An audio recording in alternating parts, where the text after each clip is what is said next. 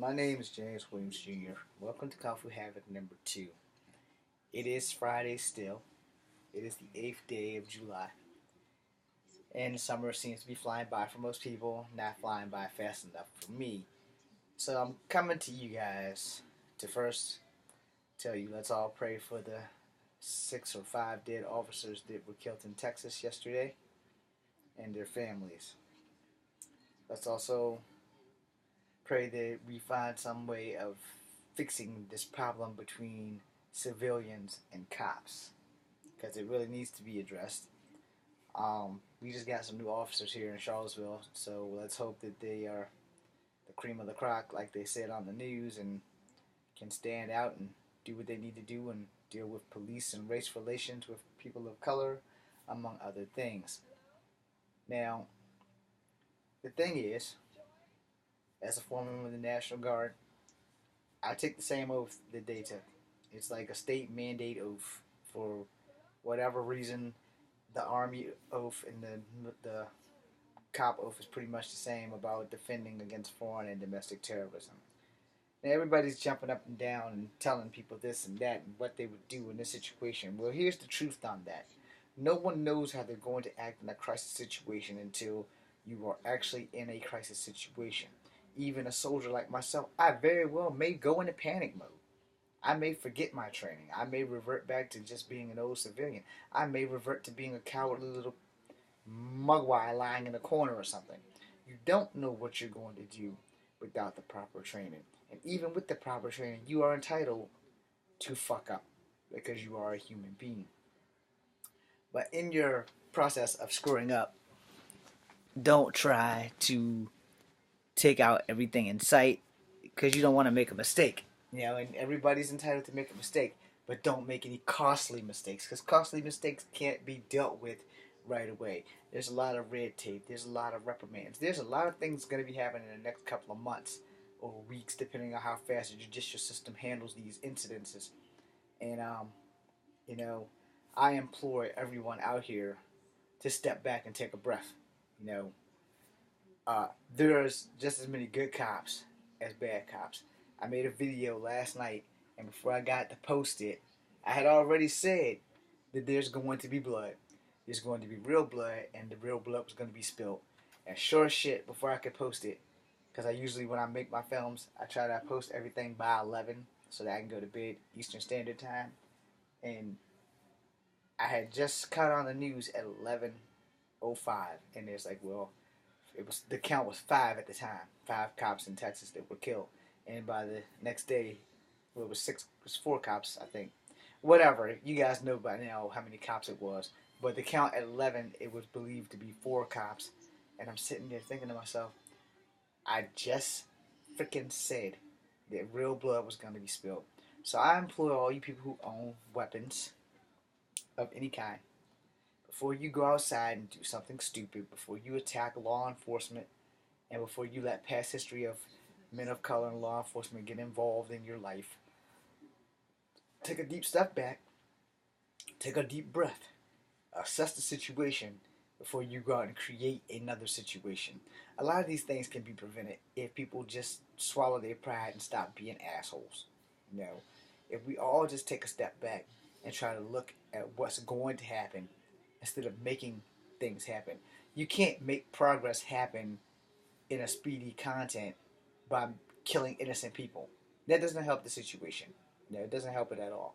So before you people, I almost called you bad names, before you people go out and do something incredibly stupid, regardless of your color or your creed or your race or your ethnicity or your alternate lifestyle or whatever the hell it is that's got that raw hair digging in your ass, step back and take a breath.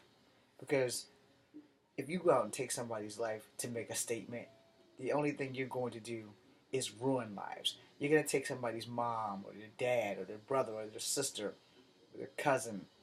You're going to take them away because somebody else made a mistake, and you're going to make a bigger mistake. And think about your children if you have them before you go out and decide, yeah, I'm going to do this and I'm not going to get caught. Well, that's not always true. Some people don't get away with murder. Some people do get caught. Some people get hurt when they get caught.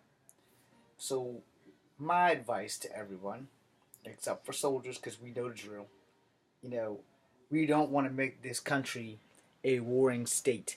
We don't want to make this like Frutal Japan. We don't want to make this like China. We don't want to make this like Korea, where you have so strict laws that you have to be at home and in bed by 9 o'clock. So you guys need to pull your heads out your asses and think before you go get a weapon and do something incredibly fucking stupid. I'm not begging you, I'm asking you. Because if I have to beg you, then it's already too damn late. So here's my piece of advice from a 42-year-old to you young people who don't think before you act, and to some of us old people who don't think before we act or before we speak. Step back, take a deep breath, and as a person who does not own a weapon, but I'm very skilled at hand-to-hand combat, as a person who doesn't own a weapon, I implore you, if you are pulled over by the cops, no matter what they scream at you out the window, first cut your car off. Throw your keys out the window. Do drop them at the door, whatever. And then put both of your wrists out. Just like that. And that way they can come and handcuff your wrists. Let them get your wallet out your pocket. Let them do what they need to do to feel safe so that they don't have to body slam you on the ground and put a bullet in you because they haven't had the proper training of how to deal with people.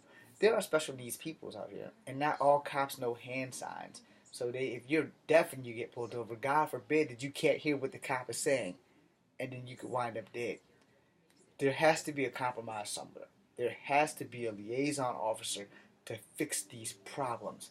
There has to be some people who can grab a bunch of cops, train them to train other cops, and let the cycle continue. We don't want to be like the movie Judge Dredd, because then we're all gonna fucking die. If they have judge, jury, and executioner powers, then we're all fucking going to die. So just do what I say. When the cop pulls you over, pull over. Shut off your engine. Put up your e-brake if you have to. Put your wrist out. Both wrists out the window. So that way, when he approaches you, just put your wrist out. They'll already be out there. Just put your wrist out there, and that way he'll see both of your hands. And then when he says for you to reach your wallet, you say, "No, sir. I would prefer to get out the vehicle and have you get my wallet out my pocket, because if I reach for my wallet and then you say don't reach and you put a bullet in my ass, it's kind of giving me two orders at the same time. Can't follow both. I can't reach for my wallet if you tell me not to reach." So you have to have your particular commands in straight. And for the cops on the other side of that, first, you should not have your guns drawn for a speeding ticket or a busted tail light. Now, if you're chasing a criminal, like a bank robber, I get that. But if you're just pulling someone over for a tail light, you don't need your guns drawn. You walk up on there and be cautious. You have a body cam. You have a car cam. No one's going to shoot you and get away with it. You don't have to worry about that. But what you do have to worry about is how you defuse a situation. You need to have the proper training. I'm not the person to train these people. Wish I was, but I'm not. But I will tell you that you need the proper training. You all need psych evals and proper training to make sure that incidences that have happened over this week will never happen again. And for young men of color, comply, comply, comply. That way we don't die. I'm James Williams Jr. This is Kung Fu Havoc number 2. Be seeing you. For the most part, I hope you all have a blessed weekend.